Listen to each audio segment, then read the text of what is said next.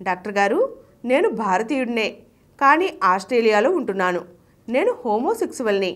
అమ్మాయిల మీద ఏమాత్రం ఆకర్షణ ఉండదు. ఇక్కడ హోమోసెక్సువల్స్ నిరభ్యంతరంగా కలిసి ఉండవచ్చు. నేను ఒక వ్యక్తితో రిలేషన్షిప్ కలిగి ఉంటున్నాను. మా పేరెంట్స్కి ఈ విషయం తెలియదు. వాళ్ళు నాకు పెళ్లి సంబంధం చూసామని ఇండియా రమ్మంటున్నారు. ఏం చేయాలో పాలుపోవడం లేదు.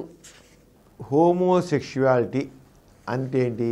ఒక మగవాడి మీద సెక్షువల్గా అట్రాక్షన్ ఉండడం, దాన్ని హోమోసెక్షువల్ అంటారు.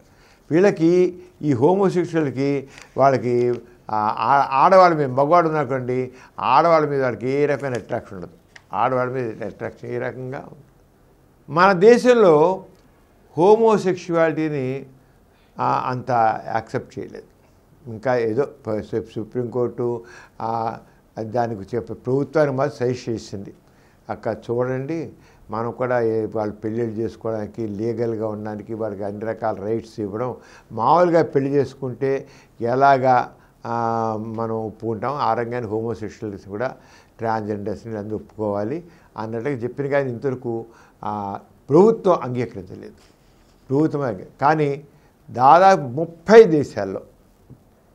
దేశాల్లో ఇంగ్లాండ్లో కానీ అమెరికాలో కానీ ఇలాంటి 10 దేశాలు, మొత్తం 30 దేశాలు మాత్రం హోమోసెక్షువల్స్ మామూలుగా పెళ్ళిళ్ళు చేసుకుంటే వాళ్ళకి ఏ రకమైన హక్కులు ఉంటాయో అలాగే హోమోసెక్షువల్స్ పెళ్లి చేసుకోవడం కూడా ఉంది. అంటే వాళ్ళు పెళ్లి చేసుకోవచ్చు, వాళ్ళు ఒక భార్యాభర్తలకు ఏదైతే హక్కులు ఉంటాయి అలా ఉంటాయి.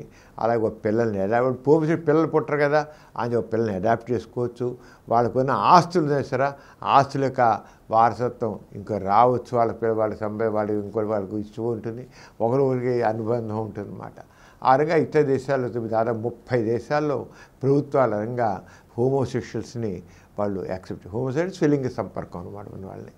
మన దేశంలో ఇప్పుడు ఈయన ఆస్ట్రేలియాలో ఉన్నాడు. ఆస్ట్రేలియాలో హోమోసెక్షువాలిటీ యాక్సెప్ట్ చేశారు. అక్కడ వాళ్ళు పెళ్లి చేసుకోవచ్చు, వాళ్ళు లీగల్గా యాక్సెప్టెడ్, చట్టరీత్యా వాళ్ళు యాక్సెప్టెడ్, పెళ్లి చేసుకోవచ్చు. వాళ్ళ పిల్లల్ని అడాప్ట్ చేసుకోవచ్చు. అది మగవాడు పిల్లలు పుట్టరు కదా, అది చేయొచ్చు. వాళ్ళ ఆస్తులను అన్నీ ఒక అమ్మాయి అబ్బాయి పెళ్లి చేసుకునే వాళ్ళకి అలాగే వాళ్ళకి లీగల్గా ఉన్నాయి. ఇప్పుడు ఏంటి, ఇలా అమ్మ నాన్నకు తెలియదు. వీళ్ళకి అమ్మ నాన్నకు తెలియకపోవడం వల్ల అతను వీళ్ళు పెళ్లి చేస్తే ఇప్పుడు వాళ్ళ ఇంట్లో వాళ్ళు పెళ్లి నిశ్చయం చేశారు, రమ్మంటున్నారు, ఏం చేయాలి అన్నాడు. చెప్పడమే.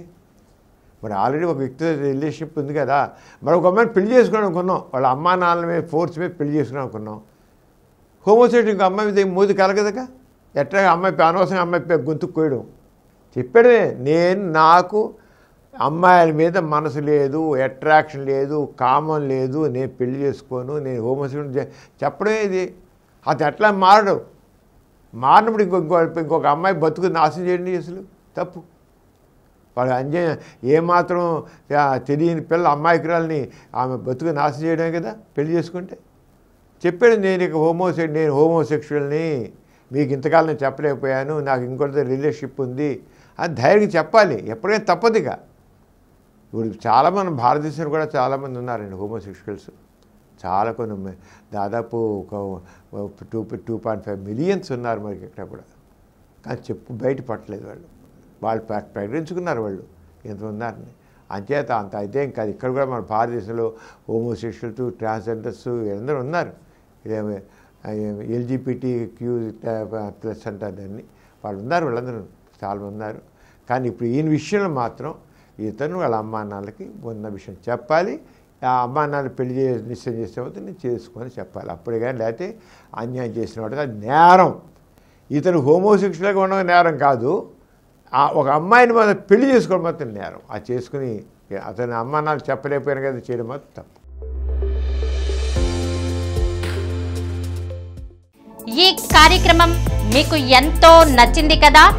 ఇటువంటి మరిన్ని వీడియోల కోసం అనతి కాలంలోనే 20 కోట్ల వ్యూస్ సాధించిన డాక్టర్ సమరం మల్టీ ఛానల్ నెట్వర్క్ సమర్పించు డాక్టర్ సమరం ఛానల్ కు సబ్స్క్రైబ్ చేయండి, లైక్ చేయండి, మీ ఫ్రెండ్స్ కి షేర్ చేయండి. అలాగే ప్రక్కనున్న గంట సింబల్ ని ప్రెస్ చేయడం మర్చిపోకండి.